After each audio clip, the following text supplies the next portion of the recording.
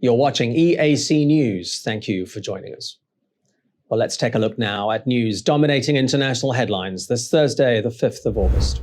Australia has announced the creation of a $280 million reparations fund for members of its indigenous population who were forcibly removed from their families before the practice was stopped in the 1970s. The families of 800 survivors filed a class action lawsuit back in April. Under the compensation scheme, eligible survivors will receive a one-off payment of 75,000 Australian dollars plus a further 7,000 Australian dollars to support their psychological healing.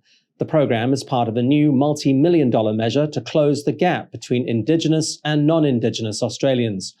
Over the course of decades, more than 100,000 Aboriginal children were removed from their families and communities and were given to white families to raise. In 2008, then Prime Minister Kevin Rudd made a historic apology to members of the so-called stolen generation. The fires raging on the outskirts of Athens have yet to be brought under control. With Greece facing its most severe heat wave in 30 years, residents of Athens are being told to stay indoors with thick smoke covering the city. More than 500 firefighters have been dispatched to the lower slopes of Mount Parnitha on the outskirts of Athens.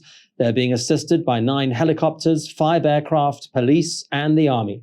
The fire started on Tuesday, 20 kilometers north of central Athens, and quickly spread to nearby suburbs. Temperatures have been over 40 degrees in Greece since last Friday.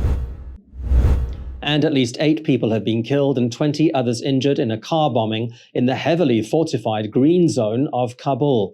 The district of the Afghan capital is home to government offices, embassies, and NGOs. Police say the attackers were also killed, but no group has claimed responsibility for the attack. It comes amid an escalation in violence by the Taliban, which is fast capturing territory in Afghanistan in the wake of the withdrawal of US troops.